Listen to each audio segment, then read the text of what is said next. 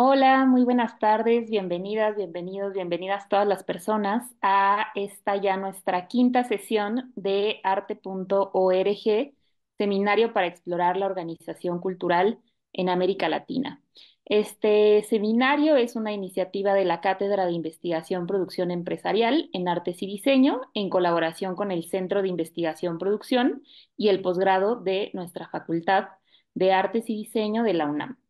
En esta ocasión, pues me da mucho gusto presentar y que nos acompañe y agradecerle a Ilimani de los Andes, quien desde Nicaragua, pues justo estará compartiéndonos y detonando pues algunos elementos importantes sobre arte contemporáneo. Y nos parecía pues muy interesante y muy importante desde el seminario, además de mirar al sur, de conectarnos, de dialogar pues mirar a ese sur que está bien próximo, ¿no? Y que no está tan lejos, que estamos aquí al ladito, vecinos, vecinas, ¿no? Esta vecindad, esta colindancia que tenemos desde México y pues que es muy interesante conocer las diferentes perspectivas. Entonces, pues justo en ese sentido, esta sesión un poco está pensada para dialogar en esos elementos y comentarles que también todos los materiales que previamente Ilimani nos ha hecho favor de enviárnoslos, pues están arriba en Classroom para poder consultarlos y donde tenemos pues nuestro repositorio del seminario. Entonces, pues muchísimas gracias, Ilimani, por aceptar la invitación. Ella es antropóloga, curadora y bueno, tiene diferentes proyectos, ¿no? También como artista, entonces será pues muy interesante conocer tus perspectivas y pues muchísimas gracias por compartir. Muchísimas gracias, Michelle, por esa presentación. Muchas gracias a todas las personas que están compartiendo con nosotros. Estoy muy contenta de estar acá y poderles hablar desde mi experiencia como artista, como investigadora, como curadora, lo que es el arte contemporáneo de Centroamérica, en un territorio donde vivo además. Eh, ay, ay, el PowerPoint se me traba. Aquí está. Bueno, debemos decir, ¿verdad?, que Centroamérica, que como decía la curadora costarricense Virginia Pérez Ratón, es la cintura de América, compuesta de estos países: Guatemala, Belice, Nicaragua, El Salvador, Honduras, Costa Rica y Panamá. Pero a nivel de lengua, pues Belice de alguna manera está un poquito apartado, ¿no? Eh, y digamos que siempre ha sido como un corredor intercultural desde antes de la conquista. Era un espacio de intercambio de saberes, eh, de muchas convergencias además. Sabemos que en Costa Rica, que toda esta región de Centroamérica no es un foco de arte, en el sentido de que no tenemos galerías, mercados de arte, y inclusive los espacios de formación de arte contemporánea son bastante, eh, por decirlo de alguna manera, precarios, en el sentido que no tenemos fondos de arte, no tenemos estímulos fiscales, no tenemos muchísimas cosas que sí suceden en América del Norte como en América del Sur. Eh, por lo cual vamos a hablar un poco sobre el contexto histórico, de dónde surge el quehacer de arte contemporáneo pues, en Centroamérica. Bueno, vamos a un poco a citar a Sergio Villena, que él define lo contemporáneo, pues que es el arte que problematiza el presente, tanto social como artístico, que establece una distancia crítica respecto a su propio tiempo. Eh, Existen ciertos momentos claves que yo señalo acá, que partimos desde 1992 en Centroamérica, que sabemos perfectamente el momento posguerra. Estamos hablando que los 80s, los 70s, 80s fueron procesos bastante duros. En los 70 fue Latinoamérica de muchas dictaduras. En los 80 pues que Nicaragua tuvo en 1979 una revolución popular sandinista, que también fue como un momento muy importante para la historia latinoamericana, de muchas esperanzas, de muchos sueños, de mucho espacio potente a nivel artístico también, de mucha esperanza. Entonces, digamos, todo esto Y ya que la Revolución Popular Sandinista prácticamente acaba con la caída del muro de Berlín en 1982, entonces empieza como la cosa posguerra, ¿no? Que al final muchos traumas, muchas cosas, muchos duelos, migrantes, huérfanos, o sea, toda una serie de tempestades, como lo dice la curadora en Tierra de Tempestades, que se vieron reflejados en la primera exposición eh, de arte contemporáneo, donde se visibiliza a artistas de la región, que estamos hablando que son de Guatemala, El Salvador y Nicaragua. Son tres espacios donde la curadora vino, o sea, es la primera vez que una curadora seria va a Centroamérica, visita Centroamérica, conoce los espacios artísticos de los artistas, eh, sus talleres, sus espacios, ¿verdad? Donde están ahí. Entonces, pues surge Tierra de Tempestades, que Tierra de Tempestades es bueno, la curadora que está ahí, ay, este es como parte del catálogo donde están los artistas seleccionados de estos tres países que casualmente pues son los focos de guerra más duros de Centroamérica en ese momento, de posguerra. Eh, Isabel Ruiz de Guatemala, Moisés Barrios de Guatemala, y si se fijan, pues solamente con los nombres, de alguna manera es como el reflejo del duelo, ¿no? De lo que fue una guerra fría, pues prácticamente en Centroamérica, pues Guerra Fría, Alfredo Caballero de Nicaragua, y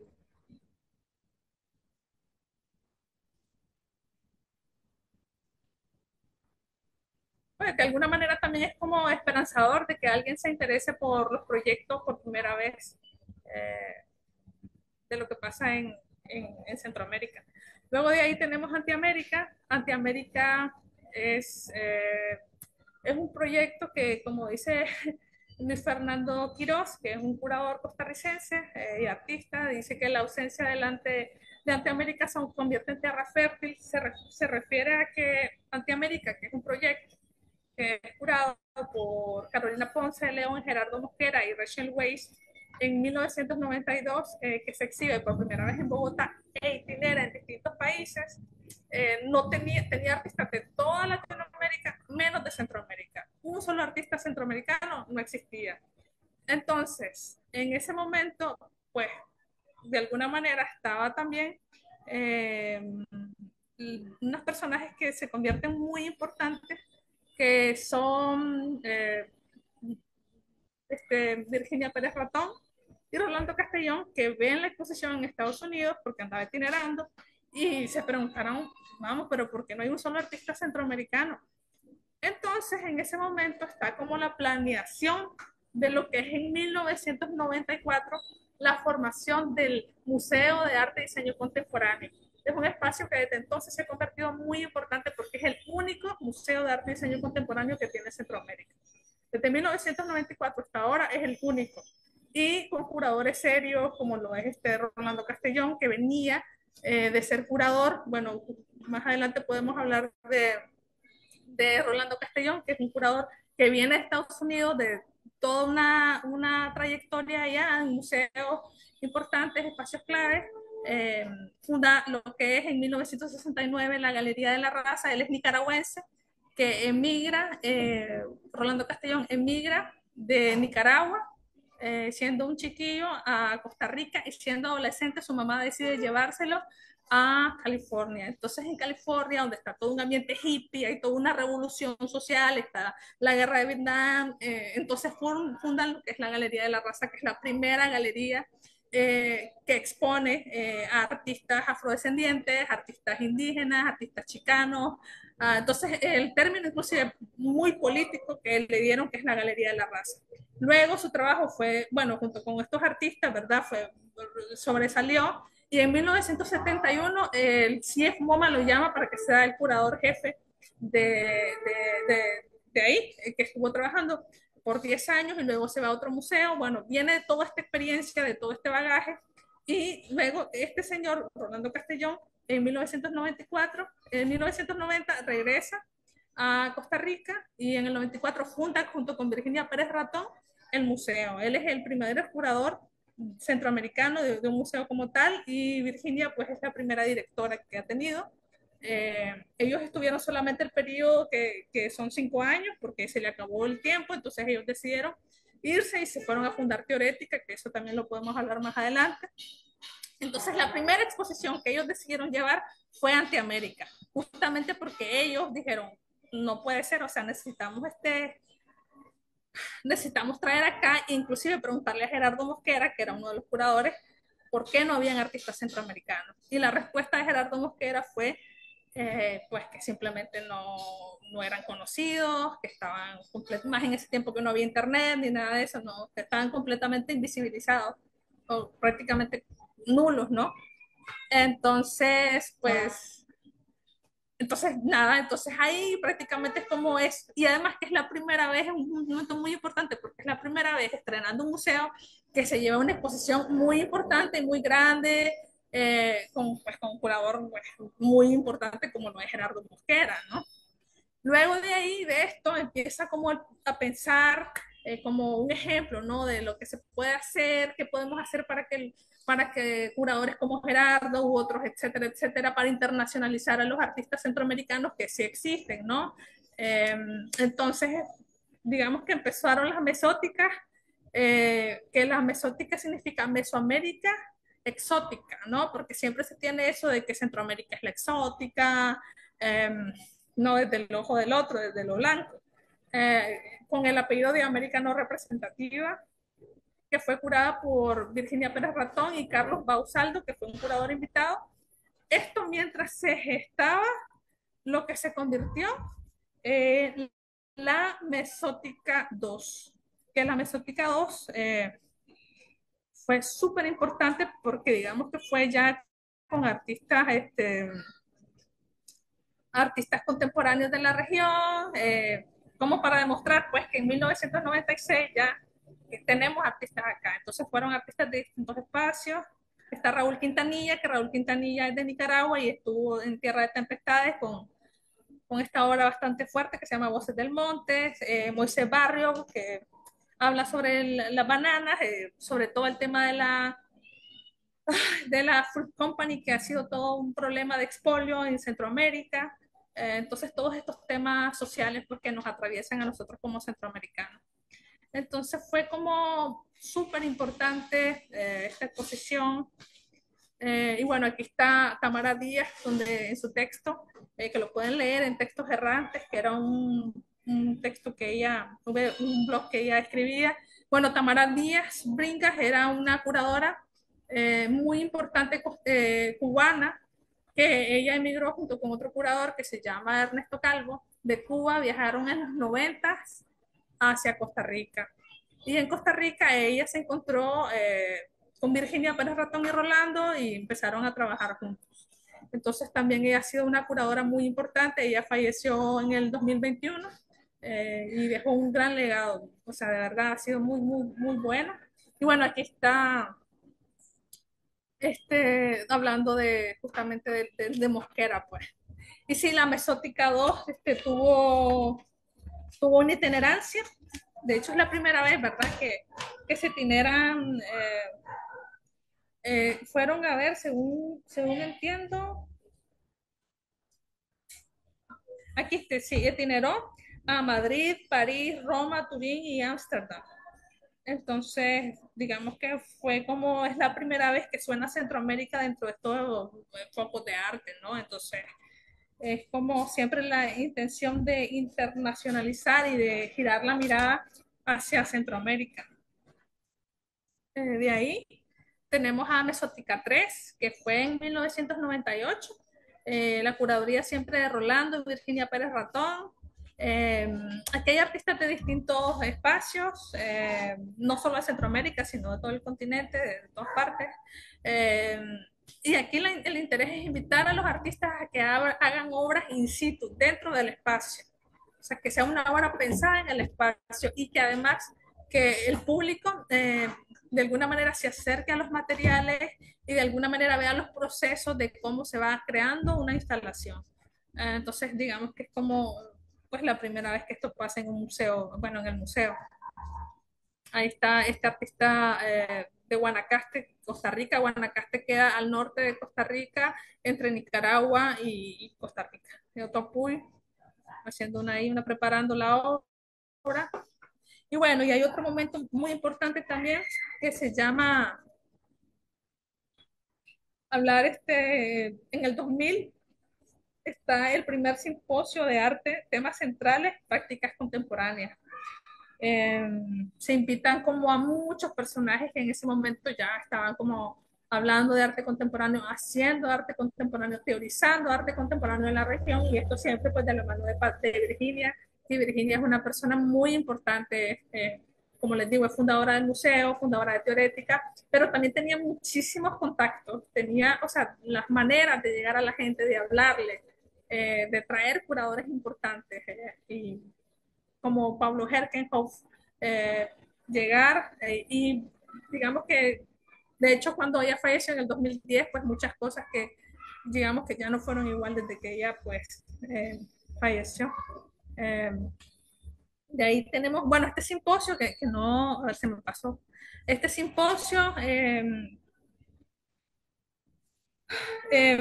fue, hubo discusiones y en paralelo una exposición de arte de lo que se estaba haciendo en la región. El simposio fue en lo que es el Museo de los Niños y la exposición en la Galería de Arte. Eh, y temas centrales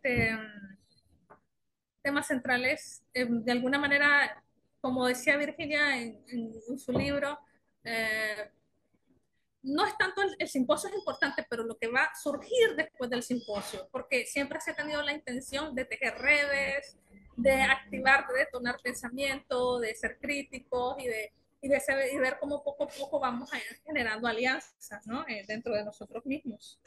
Eh, de ahí, en 1998, a ver, no logro ver la pantalla. Vamos a ver. Sí, en 1998 efectivamente, digamos que hay empresarios interesados en crear la que es la Bienal de Pintura, porque hubo un intento de Bienal en 1971, pero digamos que fue muy importante, pero no tuvo más relevancia, fue como una Bienal y ahí quedó. En cambio, ahorita en los 90 sí hubo un interés de hacer un evento que fuera, pues como lo que es una Bienal cada 2 años, ¿no? Entonces, la primera Bienal del Istmo Centroamericano, que se juntaron la Fundación Ortigourdian y la Fundación País, um, y empresarios por el arte y otras personas de la región, como la Fundación Fernández Pirla de Panamá, a, bueno, concretar y ver cómo se puede generar este proceso de visibilizar a los artistas, ¿no? Pero, pues la limitante que era de pintura, ¿me entienden? Entonces ya para lo que es en el año 2000 que se hace en Costa Rica, surge pues una polémica, que una Bienal de Pintura gana una obra que se llama Vuelo Difícil, que es de un artista que evidentemente no es una pintura como tal, sino que es eh, una instalación. Entonces, ¿qué hacemos, no? Entonces, de hecho, fue un momento muy importante porque es un quiebre. A raíz de esto, ya en la tercera Bienal ya no se llama Bienal de Pintura, sino se llama Tercera Bienal de Artes Visuales. Patricia cuenta de que fue muy difícil para ella porque ella mujer, todas las vacas sagradas, los artistas pintores de la época estaban cuestionándola, inclusive le fueron a preguntar al jurado que por qué le habían dado el premio a ella si su trabajo no era pictórico como tal, porque tenía fotografías, tenía un dibujo, pero no era a nivel formal, pues no tenía el caballete. Entonces fue súper difícil emocionalmente hablando, pero fue muy importante porque esto dio, pues eso, de que se cambiara el sentido de Bienal y se le cambiara el nombre y todo. Bueno, Patricia, que es importante decirlo, antes que se me olvide, a raíz de esto, pues surge un momento muy importante que ella luego de ganar esto, aplica, se gana una beca Fulbright para una maestría en artes, luego vuelve eh, y funda lo que son los talleres para jóvenes artistas en Nicaragua, porque ella es nicaragüense. Y luego este proyecto evolucionó a lo que se llamaba la Espiral Espora, que es el espacio para la investigación y reflexión artística nicaragüense y de, bueno, de Centroamérica. Entonces consistía en talleres continuados de un año inclusive, ¿verdad? Donde daban clases, o pues clases no en el sentido formal de clases, sino que se reunían, empezaban, cada quien llevaba su obra, se hacían reflexiones sobre las obras, se trabajaban y ahí también llegaron muchas personas a hablar sobre lo que es la curaduría, hablar lo que es el arte contemporáneo, o sea, se invitaron también a gente de muchos países para llegar a intercambiar pensamientos. Y una vez al año se hacían lo que era la residencia artística llamada Rapaces, donde aplicaban muchos artistas de toda Centroamérica para compartir y convivir y ver qué se podía activar, ¿no? A nivel de obra y luego ya luego la residencia también era que uno firmaba un contrato y al final uno tenía que presentar trabajo, pues porque la idea era eso, ¿no? De ahí salieron muchísimos artistas que ahora son, pues tienen una larga trayectoria, artistas, o sea, pasaron por ahí muchos como Benvenuto, como Marilyn Boron de Guatemala, bueno, Benvenuto Chavajay, inclusive la Regina Galindo estuvo en una de estas, pues ahí digamos que sí, un espacio como para eso y uno se tomaba en serio, pues porque realmente era súper serio estar ahí, muy intenso además las residencias y esos espacios. De ahí también, gracias a Virginia Pérez Ratón, a sus gestiones, en el 2001, bueno, luego de que ella se va al museo, como les decía, para aclarar, eh, ella funda Teorética y la acompaña Rolando. Bueno, Rolando alquilaba, porque es que la casa donde es Teorética era de la mamá de Virginia Pérez Ratón, y entonces Rolando ahí alquilaba un estudio, Rolando Castellón un estudio como artista, y ahí llegaba Luis Fernando Quiroz a hacer diseños, y él trabajaba a modo freelance con Virginia y con Rolando, pero Rolando y Virginia pues sí eran miembros fundadores de Teorética, que la fundó también Pablo Herkenhoff. Teorética es un espacio que queda ubicado en San José, Costa Rica, que es dedicado también para la reflexión e investigación artística, de apoyo a artistas centroamericanos, de crear pensamientos, de crear, pues tienen también como un proceso editorial bastante interesante y también de archivo para discutir pues todas estas cosas. Entonces, pues gracias a estas gestiones, pues en el 2001, Harold Seaman, que de los curadores, tal vez el curador más importante de la historia de la curaduría, porque es el primer curador independiente que existe, eh, y entonces que casualmente ese año, bueno, en noviembre del 2000 fue que llegó Harold Seaman, eh, que casualmente ese momento él había sido nombrado para ser el curador de la 49 Bienal de Venecia que se iba a hacer en el 2001. Entonces él, gracias a esa visita, él, digamos que hay una selección de 6 artistas centroamericanos que por primera vez van a un espacio positivo tan importante como lo es la Bienal de Venecia. En ese momento, pues Priscila Monge, que está en la foto, que es una artista costarricense, Regina Galindo, que es una artista guatemalteco, Luis Glés, Palma, Jaime David Teacher, bueno, Aníbal López, que es guatemalteco, y Federico Herrero de Costa Rica. Estos dos últimos inclusive ganan premios, pues, y se logran visibilizar por primera vez que es Centroamérica dentro de un espacio tan importante como lo es la Bienal de Venecia. Y en la foto quien se está tapando en el saco es Rolando Castellón, que es todo un personaje, pues que él siempre trata de jugar con que si le toman fotos esconderse o ponerse de espalda, porque también él hace un juego al culto a la personalidad y el ego del artista, de todas estas pretensiones que hay dentro de este espacio, ¿no? De aparentar, de la farándula, de todo lo que es lo fashion del arte. Entonces, su personalidad constante es eso, tratar de cuestionar eso con su manera, su personalidad. Inclusive cuando uno llega con él, siempre está interpelándole constantemente con este tema, ¿no? De lo que es el clasismo dentro del arte, inclusive. Bueno, aquí está, en el 2006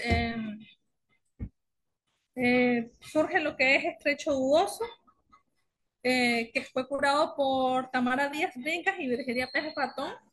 Eh, Creo que fue un momento súper importante, inclusive Virginia, para Virginia, según lo que deja en sus textos, es que significó un punto culminante para el arte centroamericano. Fue un momento, digamos que ya se siente como que sí, ya por fin internacionalizamos a nuestros artistas también, ¿no? Y siempre haciendo este guiño de Estrecho Dudoso con el tema del, pues, de esta búsqueda de originalmente de los españoles, según las crónicas, y luego de los filibusteros, William Walker y toda esta gente, ¿no? De dónde rayos está ese estrecho que une eh, el, el, el Océano Pacífico con el Mar Caribe, ¿dónde está ese estrecho dudoso, ¿no?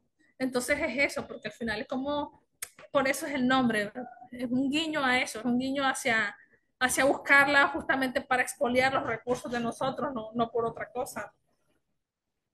Aquí vemos una intervención que hizo Rolando Castellón para justamente para lo que es el estrecho dudoso. Eh, y bueno, y ahí hubo pues 70 artistas, sí, según el catálogo son 70 artistas los que se presentaron ahí y vino mucha gente de varias partes a verlo, pues todo esto. Bueno, de ahí tenemos el proyecto Mayincas, que en mi opinión es la muestra descolonial más larga, pensando que empezó en el 2012-2013 y todavía continúa. Va a haber una edición ahorita el 11 de octubre de este año en Costa Rica. Es un proyecto que significa Maya más Inca y que es ideado por Rolando Castellón y Luis Fernando Quiroz. Eh, y siempre con la idea de unir el norte con el sur. Aquí es como un punto de convergencia, de pluralidad cultural. Eh, Aquí está como el estado de las distintas mayincas que han habido. Eh, Mayisca busca una identidad y surge con esta crisis existencial que se hubo en el 2012. O sea, esta onda del fin del mundo, que si realmente se iba a acabar el mundo con el calendario maya, con el Bactún, será, no será, qué va a pasar, qué no va a pasar. Entonces había como, por lo menos aquí, había como, se hablaba muchísimo de eso, había como un misterio, un suspenso. Entonces de esta crisis existencial nace el proyecto de Rolando con Luis Fernando, continúa pues. Eh, y de alguna manera también tiene que ver mucho con también los 500 años del supuesto, entre comillas, descubrimiento de América, ¿no? También, por cierto, también Antiamérica, que Antiamérica, según lo que está en el catálogo, es que se piensa que se hizo también como en 1992, eh, reflexionando y cuestionando justamente también estas celebraciones del supuesto encuentro de América, o entre comillas, descubrimiento, pues. Eh, Aquí han pasado muchísimos artistas. También creo que la intención de las Mayicas es cuestionar también, porque nace en Costa Rica, una Costa Rica que invisibiliza, bueno, ha invisibilizado, mejor dicho, históricamente lo que es la afrodescendencia, lo que es el ser indígena o ser indio, ¿no? En un país que se ha creído blanco, que se cree europeo, que se ha creído la Suiza centroamericana. Entonces es como esa provocación que existe y un llamado hacia la naturaleza, un llamado hacia nuestras propias culturas originarias, hacia la mirada de adentro. Entonces, digamos que esa fue como la intención. Yo siento que poco a poco ya hay, todavía sigue siendo una mirada blanca en Costa Rica, pero sí siento que ha habido todo un proceso de también incorporarse dentro de Centroamérica, porque de alguna manera Costa Rica no, ha tenido como a nivel ideológico, ha querido ser distinta, pues en el sentido que yo no somos iguales, yo soy blanco, vos no sos blanco, nosotros tenemos una economía muy diferente, nosotros no tenemos ejército, los costarricenses no pasan por el servicio militar, en cambio Centroamérica es extremadamente convulsa, nosotros somos un paradigma de democracia, no solamente en Centroamérica, sino en el mundo. Entonces, todo eso de distinción de Costa Rica en relación a los otros países de Centroamérica es lo que se intenta cuestionar, que claro, yo me encanta Costa Rica, me parece un país fascinante, pero sí, efectivamente, todavía hay esas mentalidades. Y además que nosotros tenemos una relación de muchísimo amor y a la vez de muchísimo odio entre Costa Rica y Nicaragua, pues evidentemente somos países límites, frontera. Eh, bueno, esta es parte de lo que es la mayinca, ¿verdad? Algunas mayincas, porque son muchísimas, ahí están los catálogos en línea que con muchísimo gusto les puedo pasar. Eh, y aquí, pues, por ejemplo, es como querer introducir también con lo arqueológico lo que es el arte contemporáneo, el sentido de la esfera, que es muy importante en Costa Rica, que también es un misterio, ¿no? O sea, un misterio en el sentido de que no hay hay teorías del sentido de la esfera, pero no hay evidentemente nada, nadie tiene la certeza absoluta de el sentido de las esferas en el mundo prehispánico. Esos saberes se han perdido, se han recopilado, ahí están. Entonces ahí estamos, ¿no? En esas indagaciones. Sí, y bueno, y aquí está aquí. Entonces aquí está, digamos que son narradores indígenas, bueno, de Costa Rica, que tratan eso, de este país tan maravilloso, tan plural. Eh, y bueno, y aquí tuve la fortuna de curar lo que es la Mayín Torosillo en el 2020. En ese momento yo estábamos en pandemia, tenía un problema muy serio a nivel existencial porque estaba estudiando en una universidad becada, de una universidad de élite en España, y yo se supone que soy descolonial porque estoy en una universidad española, en una universidad de élite, aunque sea una beca. ¿Qué estoy haciendo aquí? O sea, me vinieron muchas preguntas aquí, me sentía muy mal emocionalmente, también pues había una situación muy dura en Nicaragua, desde una crisis política que todos sabemos, ¿verdad? Entonces habían como muchas cosas, muchos dolores, yo estaba súper mal, entonces tuve la dicha de que él y Fernando y Rolando me invitaron a curar esta mayinca como una catarsis, ¿no? Ya había habido una primera mayinca en una primera mayinca en Granada. Nosotros teníamos en el 2017 una galerita de arte en Granada, Nicaragua, y pensé, ¿por qué no hacer un proyecto aquí en esta Granada, que también es una ciudad? Granada, Nicaragua, se cree blanca, completamente van gente, turismo sexual claramente. También hay un serio problema de gentrificación. eh, Igual siempre el tema de querer ser blancos, ¿no? En Granada, Nicaragua, es toda una situación bastante compleja. Entonces pensé que podríamos hacer un orocidio en el 2017 que se llamaba Las piezas que nunca fueron, porque ahí también, digamos que todo lo que es el centro es completamente blanco, completamente colonial, pero ya la periferia pues es donde está la gente que no es blanca, la gente de origen indígena, etcétera, ¿no? Y la idea de pasaporte, que también lo retomamos de esa primer orocidio en el 2007, y este orocidio Mayinca, este es la portada, bueno, la parte interna, la contrasolapa, no sé cómo decirlo, del pasaporte español, que yo nunca lo había visto. Eh, y me asusté cuando me di cuenta de que este pasaporte eh, pues tenía las rutas de viajes de Colón con las tres calaveras, y una cosa que a mí sinceramente me asustó, me molestó, me indignó, pues como ver tantas cosas que hay que hablar, ¿no? Y entonces decidimos hacer este orocidio, el primer orocidio como para hablar de eso. Esta es una continuación.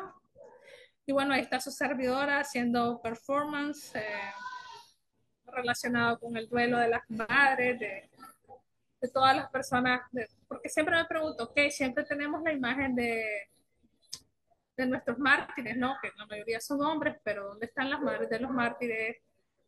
No sé, están completamente invisibilizadas en la historia, entonces como que parte de esas reflexiones aparecen acciones y bueno, por ahí vamos. Tenemos a Regina Galindo pues, con esta obra bastante fuerte en este catálogo. Bueno, tenemos a la artista Xochitl Guevara, porque también esa es otra de las cosas que nos interesa, introducir artistas de larga trayectoria, súper famosos, con artistas pues que también no son tan famosos, son muy buenos en mi opinión, pero no son tan famosos, pues porque esto es así. Y ella hace un cuestionamiento, acaba de ser mamá ella, y estaba con el tema de la maternidad, sobre todo con el tema del plástico, ¿no? Esto de el plástico versus lo humano, que yo creo que es completamente vigente, más ahora que nunca, ¿no? Sobre todo con esto de las inteligencias artificiales. Y bueno, un poco es... Eh, tenemos de ahí otras cosas que hemos trabajado con Luis Fernando de Su América Tierra Encendida, que fue porque recuerdo que yo estaba ahí en mi casa y de repente Luis Fernando me dice, y Yumani me dice, que es que este año se cumple el bicentenario de las independencias de Centroamérica. Entonces me dice, no sé, deberíamos de hacer algo como para intentar platicar sobre eso, pues si hay independencia, si no hay independencia, que hacemos algo, porque yo no me siento cómodo con esos términos. Entonces empezamos a trabajar un poco sobre esa idea. Está Erandi Ábalos acompañándonos en esa exposición de México. Y bueno, fue la primera exposición de, de arte contemporáneo que habla sobre eso, sobre el bicentenario de las, entre comillas, independencias, ¿no? Y pusimos pues de portada el mapa de Rolando Castellón, que al final es ese, ¿no? El espacio de convergencia sin fronteras y sin apellidos. Aquí tenemos igual la lista de los artistas participantes. Esto fue en memoria de Isabel Ruiz. Isabel Ruiz es una artista guatemalteca. Eh, esta obra, por cierto, estuvo en la Mesótica 2. Ella lo que hizo fue poner 5 sillas a cada lado y poner en el centro lo que es la imagen de la corona de la reina Isabel, esto, y las echa, y les prende fuego. Esto tiene que ver mucho con el tema de los privilegios, de cuestionar los privilegios. Bueno, y esto lo hace en el Museo de Arte y Diseño Contemporáneo, además. O sea, ella cuestiona los privilegios, ella cuestiona el colonialismo, inclusive, ella cuestiona muchísimas cosas. Entonces, es una obra que justamente ese año había fallecido Isabel Ruiz y nos pareció muy pertinente, muy oportuna incorporarla en el catálogo y dedicársela además. De ahí también incorporamos otros artistas, a esta maravillosa artista guanacasteca, Maribel Sánchez Grijalva, que es de Costa Rica, con su trabajo en cerámica. Y bueno, tenemos esta obra también de Luis Fernando Quiroz, que también es importante, a quienes les interesa la curaduría, es como súper interesante. Por ejemplo, yo curadora, es ético tener una obra en una exposición que yo estoy curando. O sea, todas esas preguntas nos las hacemos con Luis Fernando y al final, de hecho al inicio, porque Rolando lo hace mucho, su solución era poner un seudónimo como artista, pero aquí pues pensamos en Fernando y yo pues que al final, ¿por qué no ponerlo, no? Entonces a veces jugamos con esos seudónimos, no seudónimos, y si la obra si encaja se pone, si no encaja evidentemente no se pone. No podemos, o tenemos que ser consecuentes de alguna manera, ¿no? Pero esta obra me pareció súper oportuna eh, porque él en los 80 cuando asesinaron a Monseñor Romer, eh, hizo un mural homenaje que fue demolido en los 90. Más que entonces es como hicieron protestas. Bueno, esto fue en su pueblo, él es de Paraíso, es en Costa Rica. Entonces hicieron protestas, que no demolieran el muro, fue todo así, pero bueno, al final se demolió. Entonces se pudieron rescatar tres fragmentos del muro que un amigo de él los conserva con mucho cariño, entonces se pusieron los fragmentos del muro, entonces es como una metáfora de esa memoria histórica que es completamente fracturada, rota, y que nosotros intentamos unir en los pedazos, ¿no? Al final eso es la memoria, son fragmentos, son cápsulas que nos llegan de información y además quién cuenta la historia. Y bueno, y tenemos el magistral trabajo de Claudia Gordillo. Claudia Gordillo es una fotógrafa documentalista. eh, es una fotógrafa documentalista nicaragüense. Tiene un trabajo, muchísima trayectoria. Ella ha arriesgado su vida por una fotografía. Es una persona, aquí tenemos por un lado en la derecha, pues están los comandantes ahí de la Revolución Popular Sandinista, eh, y en 1984, en la Plaza de la Revolución, en Nicaragua, Managua, y a la par tenemos una fotografía de los contras, ¿no? Eh, la verdad es que es un proceso bastante doloroso, bastante duro. Estaban, por un lado, los contras que eran patrocinados por Estados Unidos, y por otro lado estaban los compas que eran patrocinados por la Unión Soviética.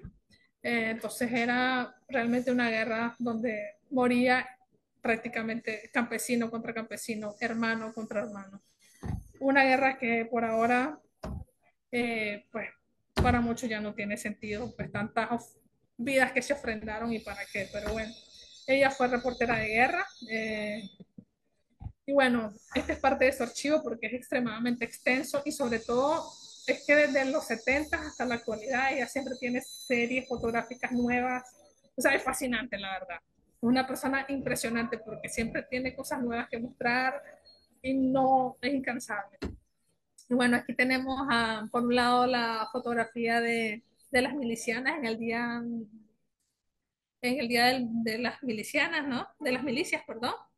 Eh, y aquí podemos ver en esta fotografía, pues ver una persona blanca, ¿no? A la par de una persona con rasgos indígenas, otra afrodescendiente. Entonces ves como la pluralidad cultural que hay de las mujeres milicianas, pues que y también me pongo a cuestionar muchas cosas con el tema de las maternidades. Por ejemplo, mis padres que también estuvieron en estos procesos nos decían de que, ay,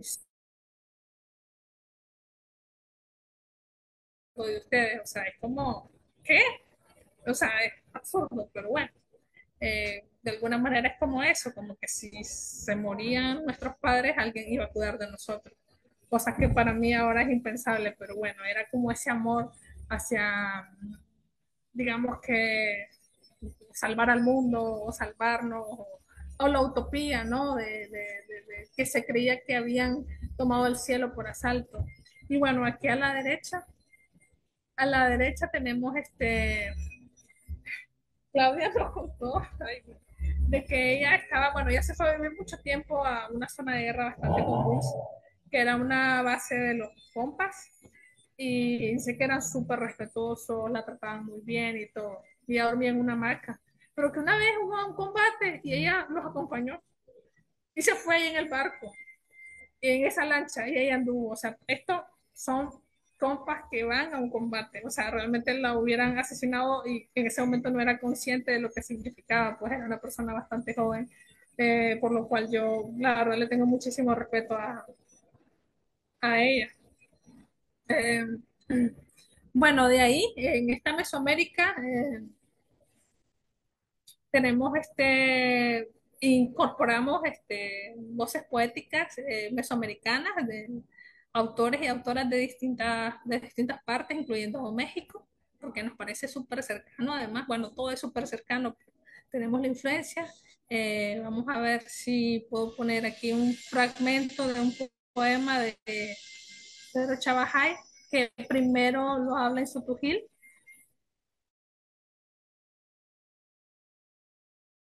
A ver si se puede, ¿verdad? En español. A ver si podemos ponerlo, si no, aquí está.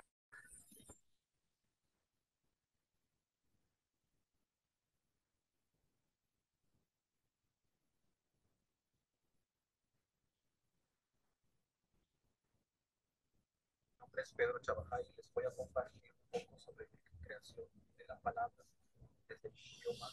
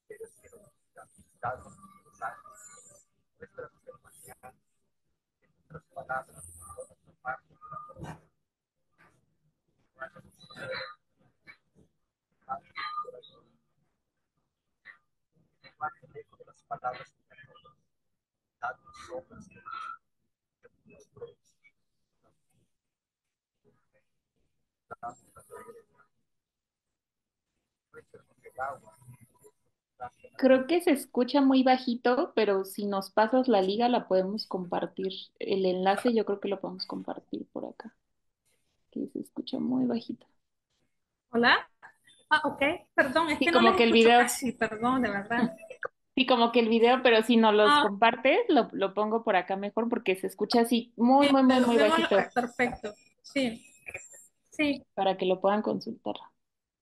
perdón. No te preocupes. Bueno, entonces luego tenemos este proyecto que, muchas gracias, que es ideado por Tamara Díaz. De hecho, fue el último proyecto expositivo que ella hizo antes de fallecer. eh, y Ricardo Ramón Jarné. En ese momento Tamara estaba de curadora estaba trabajando en el Museo Reina Sofía de Madrid, y Ricardo Ramón Jarné, que es un curador que actualmente es el director del Centro Cultural de España de Costa Rica. Eh, si se fijan, el afiche es como tomado de la idea de Rolando Castellón. Lo que se hizo fue también pensando en el bicentenario de las independencias de Centroamérica con España, eh, hacer cuestionamientos, hacer reflexiones en torno a esto. Y, y bueno, se decidió que cada centro cultural de España iba a invitar a un curador que ellos desearan como para hacer exposiciones, ¿verdad? Justamente con esta mirada descolonizadora, y así fue. El catálogo está en línea por si desean darle una mirada. Hay un libro inclusive que se puede descargar. Y bueno, a mí me tocó el de Nicaragua y le pusimos las resiliencias del mito. Está basado en, de alguna manera, pensar que Centroamérica es así, es resiliente. Nicaragua es así. Eh,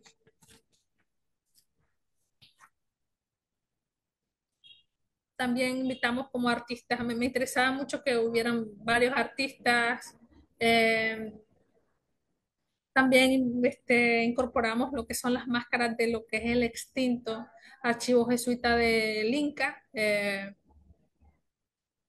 y tuvimos siete máscaras, ¿verdad? La máscara como el sentido de un artefacto completamente ancestral, que fue como intentado ser invisibilizado al momento de la colonia y que ahora se está retomando, ¿no? Me parece fascinante, ¿no? Y esta máscara que es blanca y que con el paso del tiempo, esta máscara tiene 200 años, con el paso del tiempo y su uso, pues sale el color madera, que me parece una representación como significativa y bueno, es una de las obras que pusimos ahí, Mapa de Rolando, Castellón.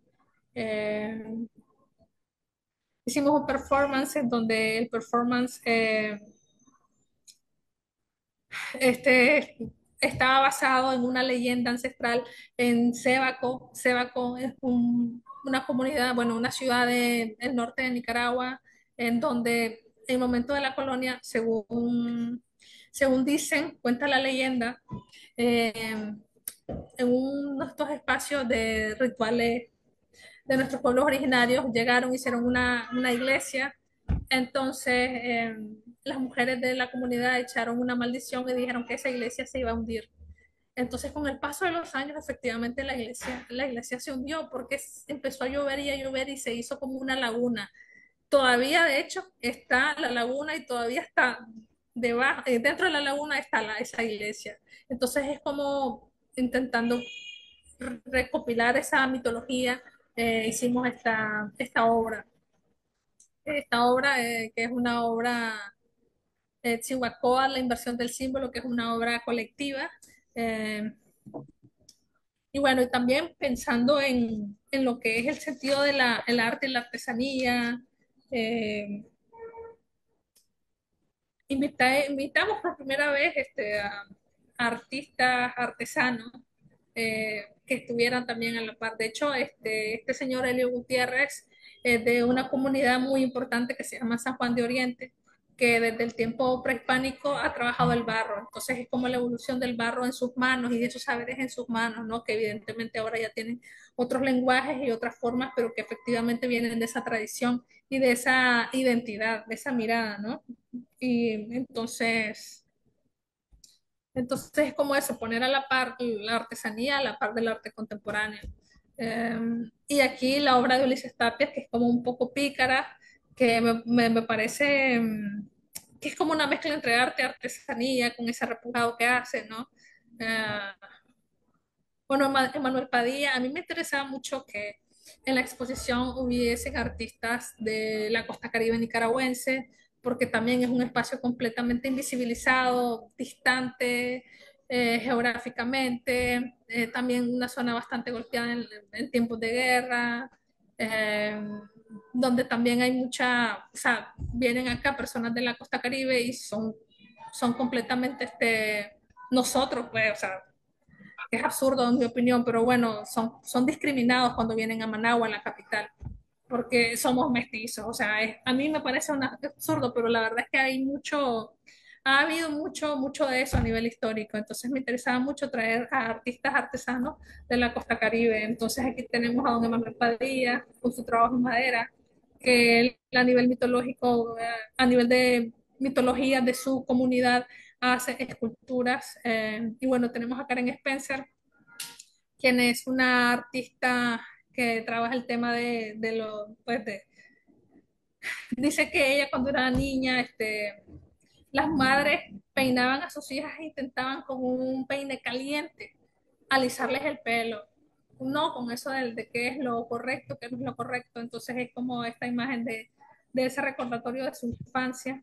Y tenemos pues a Yacer Salamanca Sonsín, que tiene la historia del barro, que me pareció oportuna ponerla como un juego de narración mitológica, ancestral, de alguna manera como esta obra que Yasser la inventó, o es una leyenda, o es una historia que en el futuro va a ser una leyenda.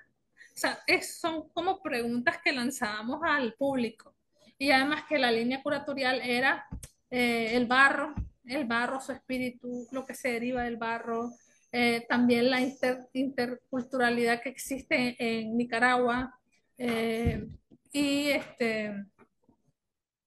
y también el tema de jugar con el tiempo, que lo hace esta obra de Yasser, y lo hace la curaduría. Bueno, lo que hace la pregunta que yo quería dejar en esta exposición es qué estamos haciendo hoy a nivel esperanzador para tener un mejor mañana también, porque esta exposición se llama El pasado adelante, pero nosotros en algún momento vamos a ser pasado, y este pasado podemos hacer cosas muy buenas para que adelante o en el futuro tengamos un mejor mañana, ¿no? Sobre todo con el tema de la esperanza, que es lo que a mí me interesa,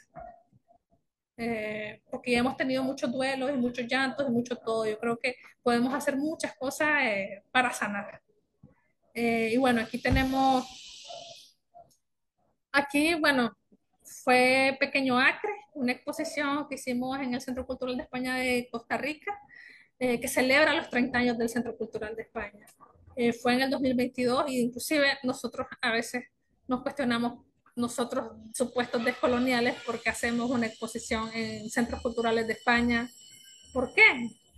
Bueno, la verdad es que si nos dejan hacer y nos dejan ser críticos, ¿por qué no hacerlo? Más bien se agradece de que nos den voz, se agradecen además que nos permitan incorporar artistas que probablemente a lo mejor en otros espacios no van a estar, ¿no? Porque no son de una élite. Entonces, ahí estamos, hacemos preguntas, somos críticos siempre. Y bueno, esta es una obra que me parece bellísima, de una artista que se llama Verónica Navas, que es de Costa Rica, y ella habla un poco, bueno, es un molde de papel de su cuerpo, y ella habla mucho sobre el tema pues existencial, el tema de renacer, ¿no? De renacer eh, hecho semilla, hecho árbol. eh, Juega mucho con todo eso. Esta es una obra de Jonathan Chávez, que se llama Ofrendas. Él está en su Costa Rica. Lo que me encanta de Costa Rica es que siempre se están preocupados siempre por el tema ecológico, y la gente es muy consciente de eso. Este artista está intentando reforestar parte de su comunidad, que es en Atenas, que es un lugar en Costa Rica. Y él él lo que hace es sembrar estos árboles e invocar a los pájaros. Entonces los dibuja con tierra. Y entonces nosotros, por ejemplo, las personas que nos ayudan para cuidar una planta, porque al final es un ser vivo, y si tenemos una planta en un museo es porque la vamos a cuidar. Entonces les decimos de que no hay problema al regarlo. Si el papel se va desintegrando, es parte de la obra, es parte de eso, que el árbol que crezca de alguna manera tenga esta invocación de este pájaro. Entonces es una obra que me parece preciosa a nivel poética. Bueno, y tenemos también el sentido del telar, que el telar ha sido bastante marginado a nivel histórico. Tiene que ver mucho con nuestras abuelas, tiene que ver mucho con muchas cosas a nivel histórica, ¿no? Entonces nos parece importante ponerla. Tenemos a Mimian Suche, que también es una artista de origen chino, que habla un poco sobre el sentido de su identidad dentro de Costa Rica. Eh, Y bueno, ya para cerrar, la última exposición colectiva que se hizo en el Museo de Arte y Diseño Contemporáneo, colectiva de Centroamérica y México, eh, fue el 17 de agosto del 2023 hasta el 20 de julio del 2024. Originalmente iba a concluir en febrero, pero la verdad es que casualmente se cumplían los 30 años de la fundación del Museo de Arte y Diseño Contemporáneo de Costa Rica, y la extendieron más porque además tuvo, a ver, 30.000 visitas, o sea, fue una exposición que gustó bastante. Entonces se dejó extendida. Ahí está la lista de todos los artistas participantes, eh, muchos de larga trayectoria, muchos que noveles y así, y muchos que ni siquiera se consideran artistas porque no tienen la etiqueta de artistas, sino de artesanos. Entonces siempre jugar con eso. Bueno, esta es una vista de sala. Eh, Esta es la obra de ofrendas, pero esta vez con pájaros. Todos estos árboles ya están sembrados por dicha. Ahí al fondo vemos una instalación de un artista que se llama Alexander, Alexander Chávez Gold, pero acá, por ejemplo, es la primera vez que unos mascareros, no se dice instalación de Alexander Chávez Gold, no, ellos tienen también su autoría. Ellos tienen también esa autoría como mascareros. Mascarero, entonces esa en la ficha técnica se pone, ¿verdad? Que como que los tres, porque son tres, dos mascareros y Alexander, que es fotógrafo, pues colaboran en una instalación, porque hay que darle su lugar también a las personas que hacen los procesos artísticos para exponer en una galería, en un museo. Esta es una obra de Guillermina Ortega, que es de México. Ella hace alusión también al tema del fuego. Abajo es de hecho, un performance que se hizo el día de la inauguración. Son vaginas de nuestras ancestras.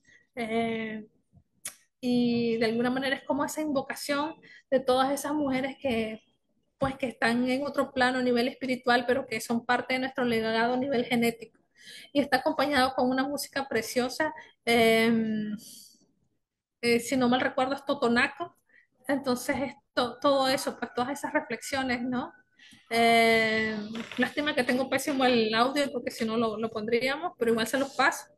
Y bueno, y esta hora Tiesto de una cultura de Maribel Sánchez Grijalva, pues que es una instalación. Eh, y bueno, y en paralelo teníamos Arca, que es el archivo Rolando Castellón, de este curador que les comenté, que es un artista, es editor, es performance, es escultor, es dibujante, es todo, y que ha sido, sin quererlo, de alguna manera ha influenciado muchísimas generaciones. De hecho, en mi opinión, es el primer artista que trabaja con el barro desde el 69 hasta la fecha, contemporáneo. Eh, y bueno, pues tiene un vasto legado por si lo quiere seguir, y lo tuvimos ahí. Y siempre, pues nosotros intentando el sentido de identidad. Bueno, aquí tenía unos videos de Regina Galindo, de Aníbal López, de Acu, pero lamentablemente no los podemos poner por el sonido, pero lo pueden buscar en internet.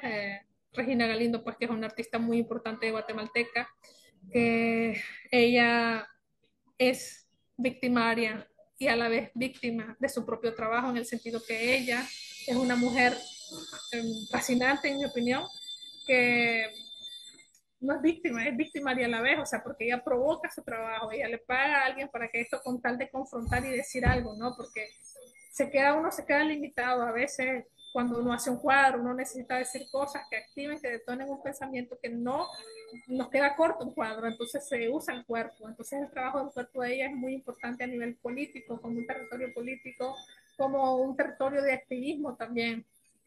Entonces es como la pionera, no sé, y una de las pioneras y de alguna manera una de las artistas centroamericanas más importantes y de Latinoamérica más importantes, pues en torno a poner el cuerpo, en torno a decir, ¿no? Con eso. Igual, pues Aníbal López, que es otro artista guatemalteco que me parece fascinante. Bueno, ya falleció. Y su obra es meramente política. Igual que Abacú, pues que Abacú que es una persona extremadamente controversial. Él, a ver, aquí está. Aquí Abacu pues tiene en el 2000, para una bienal, para la bienal del 2007, 2006 me parece, que fue en Nicaragua, él pues amarró un perro, el perro se llamaba Natividad Canda, porque era un nicaragüense pues que había sido pues dejado morir por unos perros Rottweiler en Costa Rica. Entonces todo eso digamos que fue una nota roja, porque en vivo se grabó el aperramiento de esta persona. Entonces él hizo como una metáfora de eso, pero se dice que es el artista más odiado del mundo porque el tema del perro, entonces es como, y se dice que lo dejó morir de hambre, pero pues no lo dejó morir de hambre, por supuesto que no. Pero todo, o sea, él dejó ahí como los cabos sueltos y la gente se imaginó lo peor, ¿verdad? Que el perrito se murió de hambre en la galería. Pero bueno, vemos un perro en la calle y cuánta gente le da de comer a un perro, pues. Eh, Inclusive con el tema de esta persona migrante en Costa Rica que fue asesinada, pues cuánta gente se indignó, cuánta gente hizo algo, no sé, pues aquí nos deja muchísimas reflexiones, que por cierto, Sergio Villena, que me parece uno de los autores, digamos, más completos ahorita en torno al arte contemporáneo, ¿verdad? Desde la sociología. Tiene un libro que se llama El perro está más vivo que nunca, por si lo quieren leer. Y bueno, aquí pues les dejo pues este libro, esta cita de Sergio Villena en base al arte contemporáneo centroamericano, pues que él dice que tiene que ser de alguna manera pues con esta dialéctica. Tiene que ser eh, crítica con su presente, pero por otro lado tiene que ser contemporáneo, o sea, estar al día según pues las estéticas hegemónicas, ¿no? Y este libro que súper recomiendo que se llama Contemporáneo Global, tentativas incluso sobre arte contemporáneo, de Sergio Viena en el 2024. Eh, y bueno, muchísimas gracias y si hay preguntas, pues con muchísimo gusto. Muchas gracias, Limani. Pues sí, tenemos tiempo para abrir también por acá si quieren escribir o abrir su micrófono. También si por acá hay quien quiera comentar, preguntar, ¿no? Si por ahí surgieron algunas cuestiones. Acá está, Leodan. Hola, ¿qué tal? Muy buenas tardes a todos, todas, todes. Muchas gracias por esta presentación y por este recorrido que hicimos por el arte centroamericano. Me atrevo a decir que nos quedamos cortos, ¿no? En este recorrido que hicimos, porque debe de haber un sinfín de manifestaciones y expresiones artísticas que están tanto en el mapa como los que no están y van surgiendo con todo esto, y mucho de lo que aquí se ha mostrado no tenía conocimiento, pero me dan más ganas de explorar. Y toda esta experiencia, yo de alguna manera la llevo como en paralelo, pues como lo he mencionado en algunas otras ocasiones, acá en el Estado de México, en Naucalpan, aquí donde estamos, al pertenecer a la periferia, estar en esta especie de limbo en cuanto al arte. Y la galería en la que estamos hemos visto también como que estas expresiones desde la periferia, desde las disidencias, desde lo no nombrado. Y me atrevo a decir que se generan narrativas bastante interesantes, narrativas que van más allá de lo que se esperaría, me atrevo a decir de lo que se esperaría que tiene que ser el arte, rompiendo como con esos paradigmas, rompiendo como con todo lo que se viene diciendo, pero sin dejar de expresar un algo, sin dejar de expresar los contextos en los que nosotros nos encontramos viviendo y habitándonos, y creo que el arte se vuelve una manera de decir aquí estoy, o esto es lo que está sucediendo en mi entorno. Y sin duda me pareció bastante interesante, y muchas gracias por este recorrido que nos ha ofrecido la ponente para poder conocer más del arte centroamericano.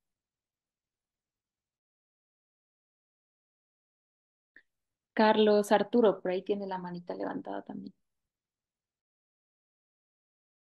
Hola, ¿sí me escucho? Ah, ok. Yo me percaté que en la diapositiva en la que nos platicaba sobre las bienales que primero eran de pintura y luego de artes visuales, que llegaban hasta el 2016, no recuerdo dónde fue la última sede, y que son cada 2 años.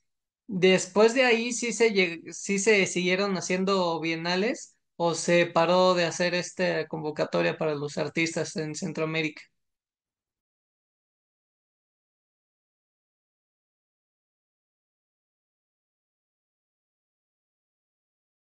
Y mencionan también por acá una pregunta, ¿de qué forma el activismo se ha extendido y desarrollado en la moda en Centroamérica, vinculado a lo que mostraste del telar y que justo en la sesión pasada platicábamos un poco también sobre estas tensiones y problemáticas de la producción textil o del diseño textil o de la artesanía y lo que implica la indumentaria o el vestir?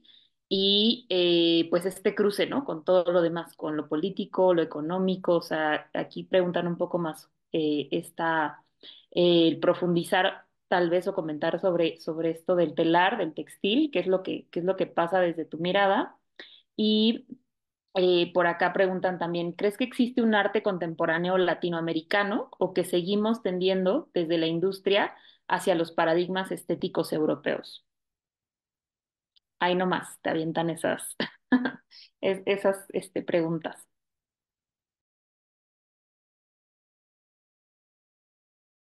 De que sí, que es un movimiento que nosotros producimos. Hola, ¿me escuchan? ¿Me Sí, escuchan? ahí te escuchamos bien. Sí, sí, Ok. sí. Sí, Voy a contestar primero la del telar. Me parece una pregunta muy importante porque sí ha sido eh, un instrumento de, que une a las mujeres. Por ejemplo, en Guatemala, para la conquista, que fueron borradas, incluso en México códices, en Guatemala también. La manera de comunicarse era por medio de los telares. De hecho, los trajes tradicionales en Guatemala cuentan una historia, cuentan la historia, inclusive la historia de su cosmogonía. Y es fascinante, es bellísimo. Entonces ese proceso de resistencia está grabado desde los momentos de la colonia hasta la actualidad. Eh, Han sido ninguneados, me parece a mí.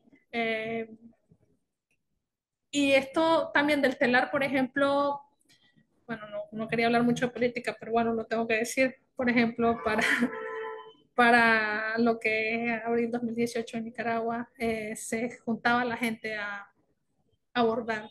Inclusive las madres de abril, que son las madres de los desaparecidos en Nicaragua, se dedicaban a juntar y de alguna manera a llorar juntas mientras bordaban.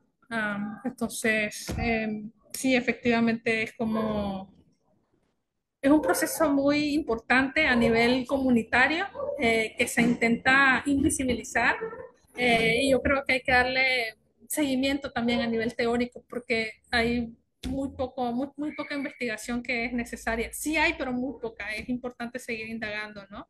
Todos estos procesos de resistencias y resiliencias, además. En relación a qué pasó con la Bienal, es una pregunta interesante que la última Bienal que fue en el 2016 fue en San José, Costa Rica, eh, y fue curada bajo convocatoria pública. Quien ganó la convocatoria fue Tamara Díaz Pringas, porque ya tenía muchísimos años, desde los 90 hasta el 2016 o 2015, pues, cuando se hizo la convocatoria pública de trabajar en Centroamérica. Entonces conocía perfectamente a los artistas, había viajado un montón, había escrito un montón, entonces ella ganó la convocatoria para ser la curadora jefe de la Bienal. Ella decidió que cada país iba a tener su propio curador local y entonces se trabajó en coordinación, ¿no? Porque era un trabajo gigante, de hecho se llamaba Todas Latidas y fue muchísima, fue una cosa preciosa, importantísima en Costa Rica. Se activó en León, en Limón, que nunca había ido, bueno, que es la parte caribe de Costa Rica, hay bastante afrodescendencia, entonces se llegó ahí, se hizo una sede ahí de la Bienal, y luego en San José en distintos espacios culturales, fue súper inclusiva, fue muy bonita, pero fue la última Bienal centroamericana porque esa es una pregunta que es muy difícil de responder, pero nosotros pensamos que tiene que ver con, por un lado, la situación de Nicaragua, porque la Fundación Ortiz-Gurdián, que está en Nicaragua, era también de los más importantes financistas, ¿no? De la Bienal, pero a su vez también es una pregunta que todavía estoy hablando lo que yo pienso, no lo que es, ¿verdad? Lo que yo sospecho, porque la verdad es que nadie ha sacado un solo comunicado aclarando el por qué no hay Bienal, no siguió la Bienal, todavía estamos esperando a ver si va a haber una onceava bienal o si van a empezar un nuevo proceso bienal, pero lamentablemente no se sabe. Yo solo especulo en base a mi situación y lo que yo logro ver, ¿verdad? La otra pregunta que me dice sobre el arte latinoamericano hacia paradigmas estéticos europeos. Ay, es una pregunta súper difícil, la verdad. Eh, Sergio Villena, creo que uno de los textos lo explica mejor que yo porque, bueno, él es un maestro de muchísimos años, un señor, muchísima experiencia. En mi opinión, es que en mi opinión a veces pienso que sí, a veces pienso que no, porque a veces pienso inclusive de que si nosotros hacemos arte basados en una agenda de ONG, a veces me pongo a pensar eso, otras veces pienso que no, otras veces pienso que sí. Ah, yo pienso sinceramente que sería bueno que tuviéramos la palabra arte sin necesidad de tener un apellido, ¿no? Arte centroamericano, arte latinoamericano. O sea, porque en Europa nadie dice arte europeo, o sea, o artista de, qué sé yo, o sea, es arte y punto. O sea, es como estar en el mismo nivel, ¿no? Eso es lo que al final nosotros buscamos. Pero sí me gustaría compartirle, si acaso no le compartí el texto de Villena que lo reflexiona, me parece, de una manera magistral, que sin duda él responde esa pregunta mejor que yo.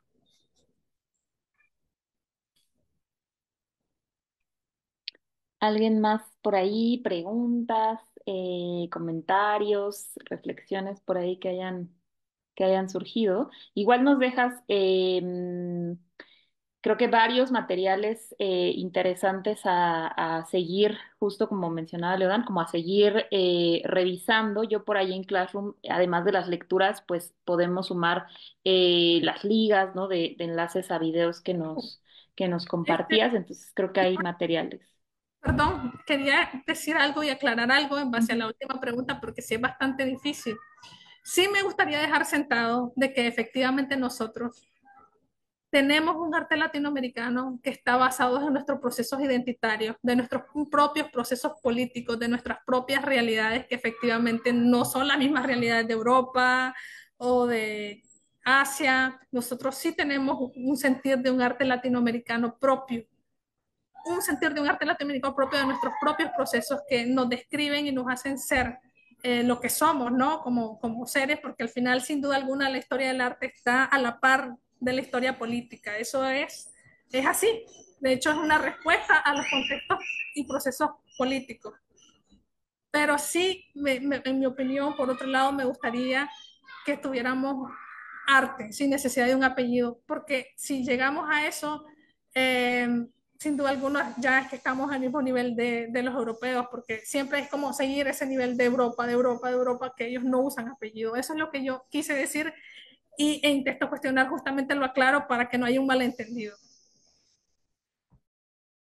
Muchas gracias. Oye, y un poco en ese sentido también bueno, de esa pregunta, pero en el sentido, pues, del campo económico, laboral, de organización, pues creo que parte también de lo que nos interesa explorar un poco, ahora que mencionabas al inicio, ¿no? Como que solamente hay un museo en Costa Rica, pues no hay como tal un mercado, ¿no? O sea, digamos que a veces criticamos o estamos haciendo como una comparativa crítica de qué sucede en diferentes países y regiones, pero tú, ¿qué perspectiva tienes respecto a conformar un mercado? O sea, en ese horizonte, en esas esperanzas que decías de construcción, ¿cómo es que desde los artistas y desde lo que organizan en Centroamérica movilizan esas economías? Porque al final hay un montón de recursos alrededor de todo lo que hacen, ¿no? O sea, de toda esa producción, de toda esa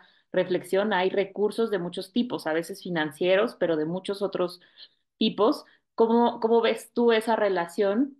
Digo, ya nos comentaste un poco que sí es un referente, digamos, México, o sea, también como hacer cosas hacia México, me imagino que hacia otros países de Sudamérica o incluso de otros lugares, pero ¿ustedes cómo ven desde los países centroamericanos el conformar campos laborales, su mercado, o sea, cómo movilizar esas economías?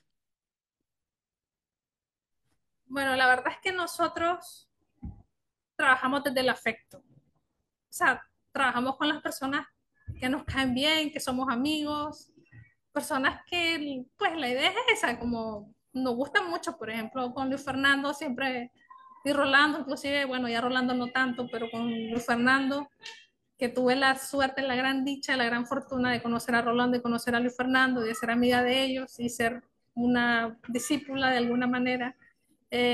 Trabajamos así, de repente es todo espontáneo, todo sale y va fluyendo.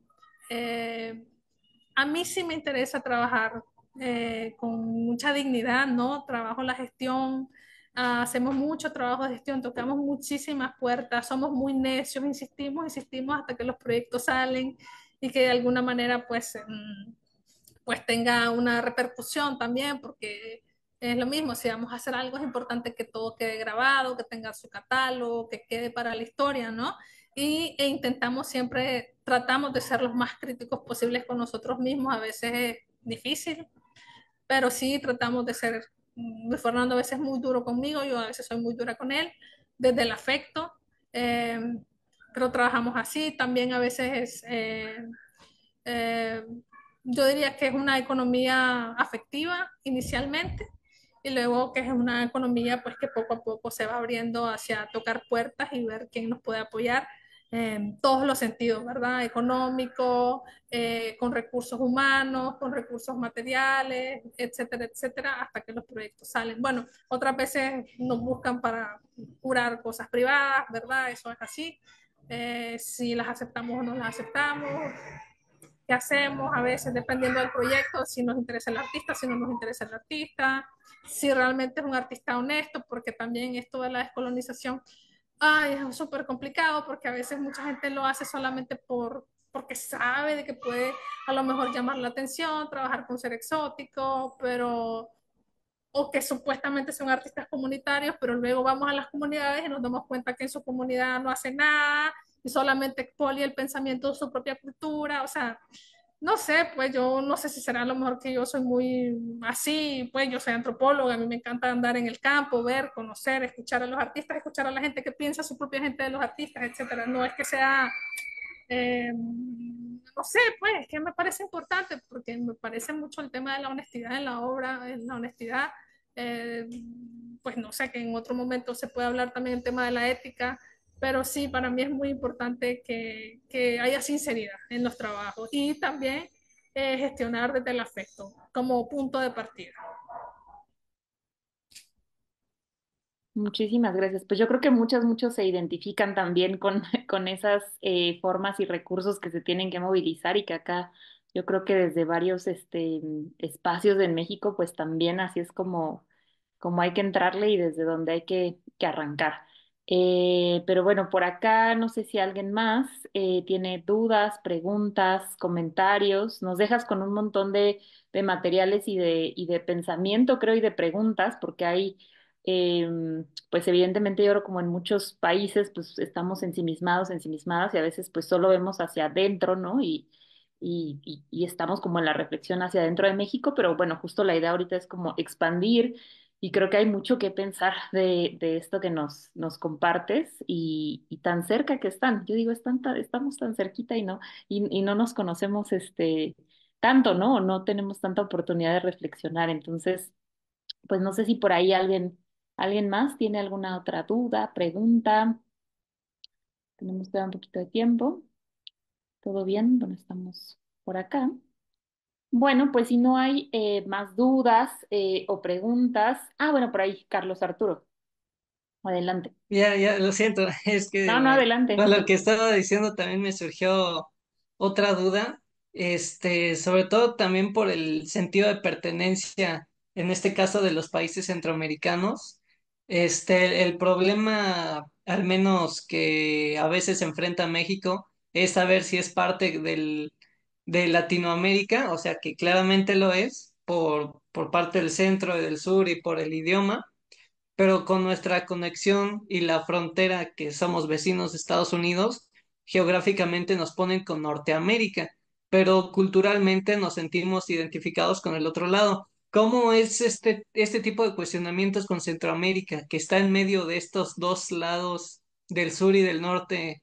¿Cómo se teoriza sobre ese tema? Y si nos pudiera compartir su presentación de diapositivas para estudiar bien a los artistas y entrar a los enlaces que venían ahí. Sería muy bonito. Muchas gracias.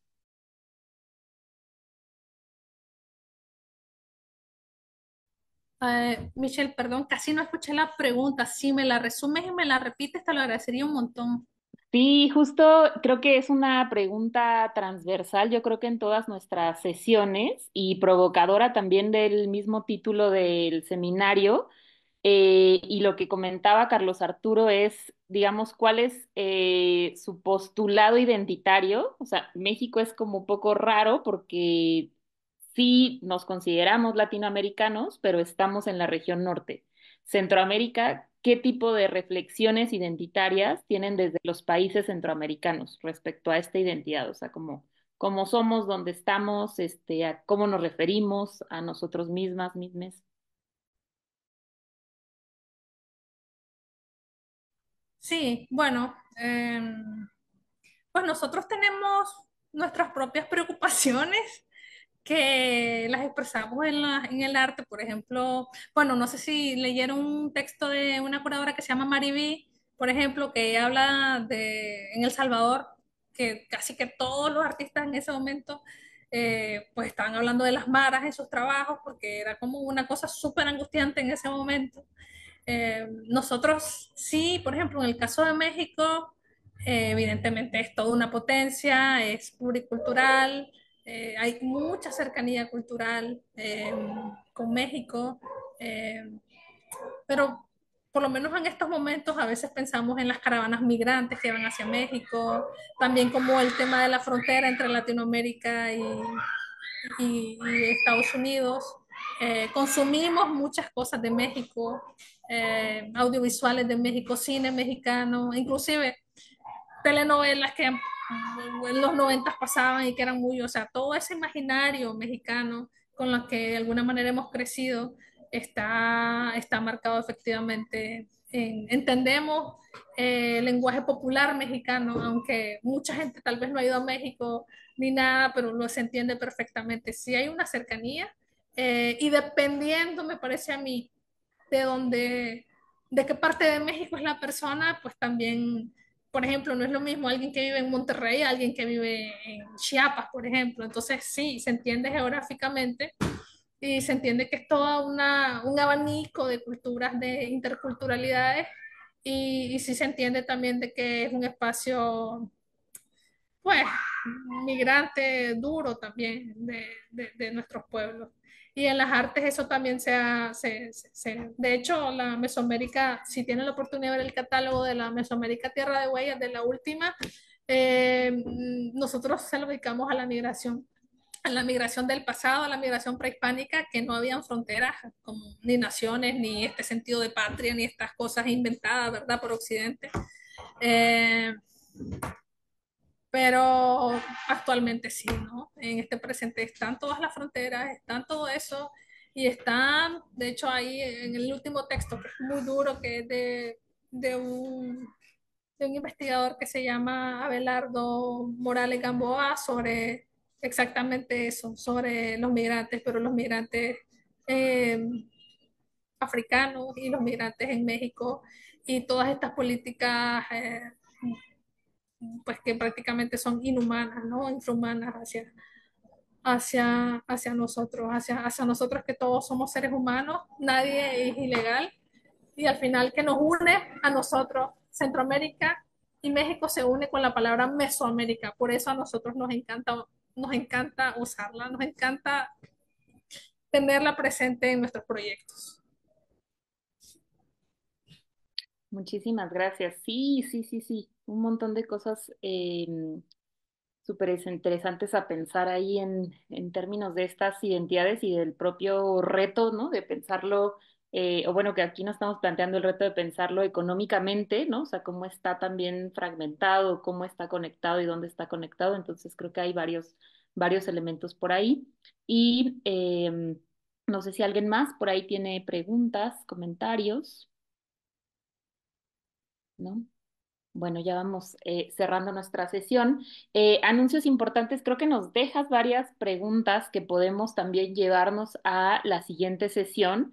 La siguiente sesión, el jueves 10 de octubre, será una sesión híbrida, es decir, tendremos ponentes presenciales en posgrado aquí en Ciudad Universitaria y tendremos la conexión y transmisión en redes sociales, entonces tendremos esa hibridación. Será interesante porque justo pues tendremos esta conversación con filósofos, filósofas, artistas que trabajan sobre este tema de la condición del arte dentro del capitalismo y creo que será pues bien interesante entonces apuntar justo llevar, ¿no? Como todas estas preguntas también de cómo pues esta fragmentación también de lo que sucede en América Latina en términos de contextos específicos, pues podemos preguntar entonces en torno a contextos económicos y qué ha pasado, ¿no? Mencionabas por ahí la United Fruit Company, que también les dejaremos por ahí unos enlaces. Yo tengo unos textos por ahí de Cristina Rossi y algunos textos que por ahí les compartiré también seguramente en Classroom para que podamos leer un poco más de las implicaciones de estas grandes industrias y empresas en la región. Pero bueno, creo que nos llevamos también pues varias preguntas, ¿no? Que vamos hilando en las demás sesiones. Agradecerte muchísimo, Inimani, pues por participar, por compartirnos desde acá. Te aseguro que nos dejas un montón así de cosas que pensar y que revisar y que estudiar. Y pues eso, la invitación a que sigan las transmisiones para quienes no alcanzaron, digamos, registro o inscripción. Recuerden que las sesiones pues aún así pueden conectarse, pueden sumarse, pueden participar de este seminario y pues nos vemos el próximo jueves 10 de octubre. Muchísimas gracias a todas.